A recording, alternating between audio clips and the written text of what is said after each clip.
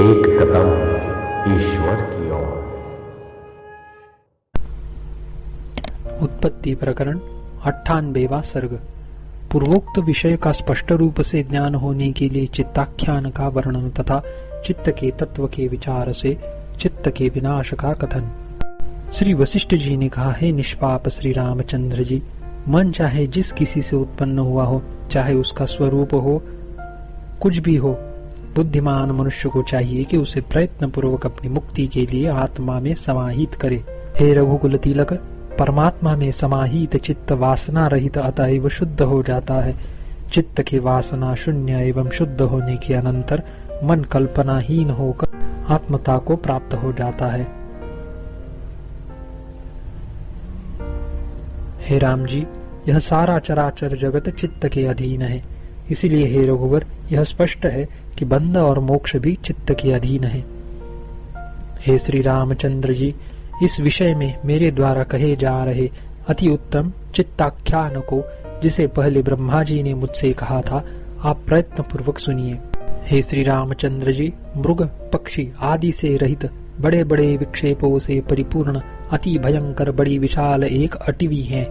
वह इतनी विशाल है कि उसमें सैकड़ों योजन भूमि परमाणु की भांति अति सूक्ष्म प्रतीत होते हैं। उस महाटवी में महाकाय अति भयंकर तथा हजारों बाहुओं और हजारों नेत्रों से युक्त एक पुरुष रहता है। उसकी बुद्धि कभी ठिकाने नहीं रहती है। मैंने देखा, हजारों बाहुओं से बहुत से मुदगर को लेकर अपनी पीठ पर स्वयं ही प्रहार कर रहा वह भाग रहा है। स्वयं ही अपने ऊपर दृढ़ प्रहारों से प्रहार कर रहा वह भयभीत होकर सैकड़ों योजनों तक दौड़ रहा है। रोते रोते भाग रहा वह इधर उधर बहुत दूर जाकर परिश्रांत परवश हो गया। चलने से जर्जरित पैर और अनान्य अंग वाला और विवेक रूपी दृष्टि से रहित वह विवश होकर शीघ्र महान कूप में गिर पड़ा। वह कूप अंधकार से कृष्ण पक्ष की रात्रि की नाई भीषण था। ऐसा भीषण कि ज्ञात होता था मानो वह आकाश का खूब गहरा कोट हो। तदनंतर चीरकाल के बाद उस अंधेरे कुएं से बाहर आया और फिर अपने आप पूर्ववत मुदगरों के प्रहारों से अपने को पीटता हुआ भागने लगा। तदुपरांत बहुत दूर जाकर जैसे पतंगा आग में प्रवेश करता है, वैसे ही वह अनेक दूसरे कांटों से भी भरपूर करौंदों की लताओं से खूब आच्छन्न थोड़ी छाया वाले दुखपूर्ण करौंदे के वन की झाड़ियों में प्रविष्ट हो गया। उस करौंदे के वन से थोड़ी ही देर में बाहर निकलकर फिर मुदगरों के प्रहारों से अपने ऊपर प्रहार करता हुआ भय का कोई दूसरा निमित्त न होने पर भी अपने से आप ही भागने लगा।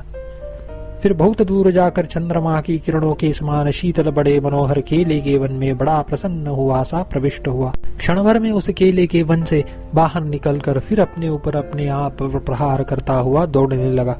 फिर अति दूर जाकर विवेक दृष्टि से शून्य वह पुरुष, जिसके अंग प्रत्यंग जर्जरित हो गए थे, जल्दी से उसी अंधेरी कुएं में घुस गया। अंधेरी कुएं से बाहर निकलकर केले के वन में प्रविष्ट हो गया। केले के वन से गड्ढे के समान गहरे करौंदे के वन की झाड़ी में प्रविष्ट हुआ। करौंदे के वन से अंधेरे कुएं में गिरा। कुएं से निकलकर दूसरे केले के वन में प्रवेश कर रहा और अपने ऊपर स्वयं प्रहार कर रहा वह स्थित था। मैंने इस प्रकार के आचरण से युक्त उसको चिरकाल तक विवेक दृष्टि से देखकर तथा अपने योग बल से पकड़ कर हठात मुहूर्त भर के लिए मार्ग में रोका और उससे पूछा, तुम कौन हो? यह अपने ऊपर प्रहार आदि किस लिए कर रहे हो?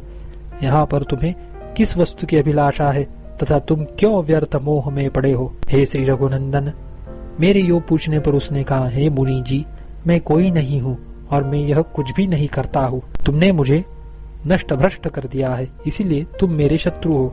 तुमसे देखा गया मैं दुख के लिए और सुख के लिए नष्ट हुआ हूँ। ऐसा कहकर अपने विभ्वल अंगों की ओर देखकर जैसे मेघ जंगल में वृष्टि करता हुआ बड़े जोर से शब्द करता है, वैसे ही भोगों से तृप्त न हुआ वह दीनहीन पुरुष भी बड़े जोर से रोने लगा। एक क्षण में वहां पर रोना समाप्त कर वह अपने अंगों को देखकर हंसने और गरजने लगा। अट्टहास करने के बाद उस आदमी ने मेरे सामने ही अपने उन अंगों का क्रमशः त्याग कर दिया। पहले उसका संकल्पात्मक सिर गिरा, जो कि संपूर्ण अनर्थों का मूल होने के कारण अति भीषण था। तदनंतर विकल्पाशय रूपी भुजाएं गिरी। तत्पश्चात विषयाभिनिवेश रूप वक्षस्थल गिरा। उसके बाद तृष्णा रूपी उदर नष्ट हुआ।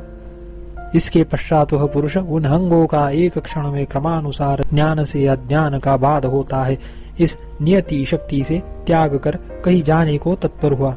किसी गंतव्य स्थान का निर्देश न होने के कारण वह निस्वरूप हो गया, यह समझना चाहिए। फिर मैंने एकांत में वैसे ही दूसरे पुरुष को देखा। वह भी स्वयं अपने ऊपर अपनी बड़ी स्थूल बाहुओं से स्वयं प्रहार करता हुआ भाग रहा था।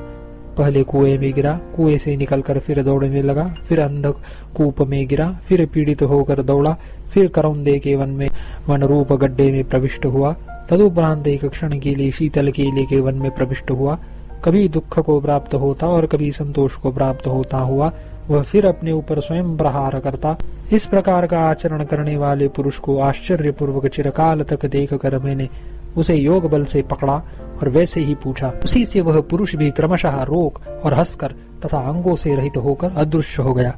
तदनंतर ज्ञान से अज्ञान का नाश होता है, इस नियति की शक्ति का विचार कर निस्वरूपतापत्ति को प्राप्त होने के लिए तत्पर हुआ।